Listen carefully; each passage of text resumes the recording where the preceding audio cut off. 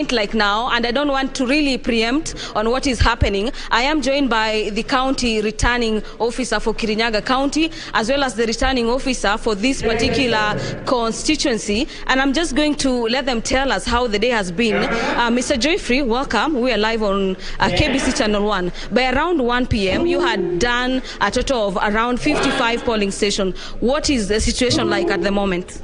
Okay, thank you so much. As we speak, we are at around 134.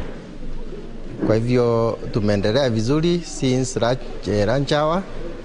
Watu wanaendelea kujitahidi, wale ambao wanaangalia na kudhibitisha yale matokeo ambayo yametokea katika vile vituo ambavyo tunavyo hapa, vituo 181. Shughuli hiyo inaendelea.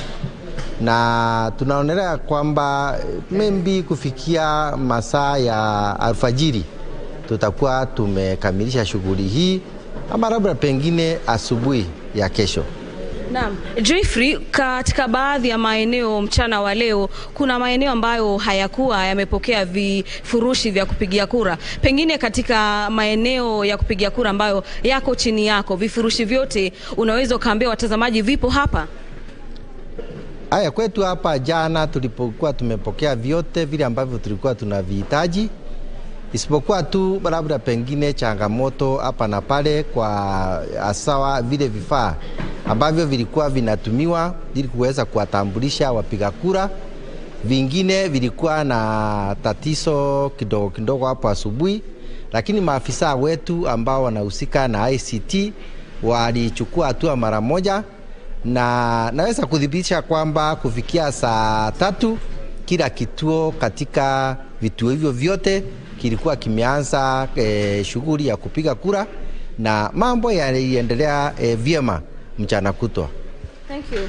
Tomboya, there you have it. Those are sentiments from the constituency returning officer from for Gishugu constituency.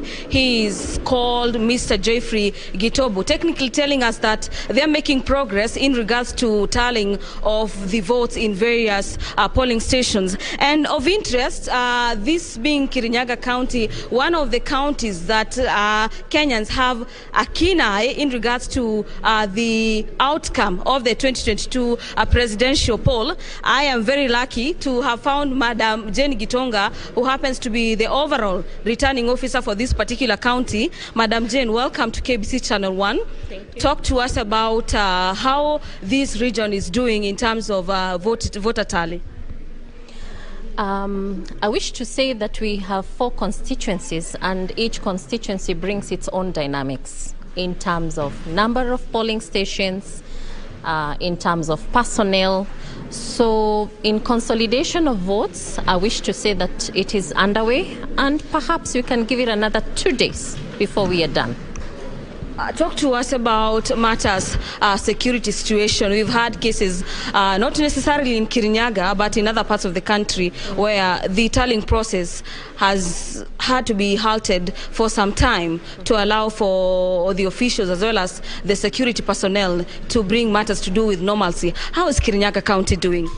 Kirinyaga County is very calm, and security-wise, we are doing well.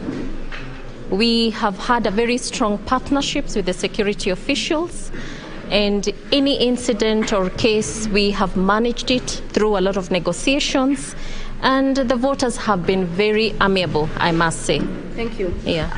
Lastly, before I let you go, Madam Jane, is the aspect of results that have found themselves online. I'm not aware whether this has been brought to your attention. And of interest, when we speak about Kirinyaga County, is the issue of the presidential poll as well as the gubernatorial position. Are you probably aware that there has been some reports online about probably the outcome of various seats in this particular region?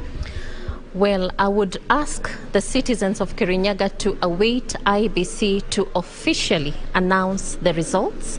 As you can see, we are still tallying our results. I am not aware where the source of that information is. And as we have always said as IBC, the forms will actually give us a final valid vote of the winning candidate.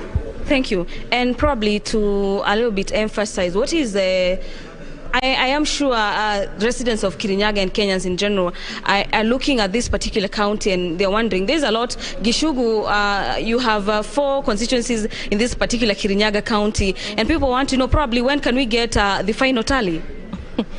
The final tally depends on how the accuracy of the data that we receive from the polling or the POs. And it is difficult, but I know the law has given us 7 days. So within the 7 days, we shall announce and complete compilation of our results. Thank you. Thank you. Thank you very much for according us your time. Tom Mboya, there you have it. Key officials from this particular region are basically bringing us up to speed with how the tallying process is going on in Kirinyaga County. And you remember, this particular region has over 400 registered voters. And so it's up to the officials as well as the vote casted yesterday. The final tally will be telling us how this particular region has fared. You remember that in the race, in the presidential race, we've had Raila Odinga, who happens to be the Azimio la Umoja presidential flag bearer. And when you compare 2017 and matters 2022, he appears to have garnered a section, I would say, quite a number of votes from this particular region compared to 2017.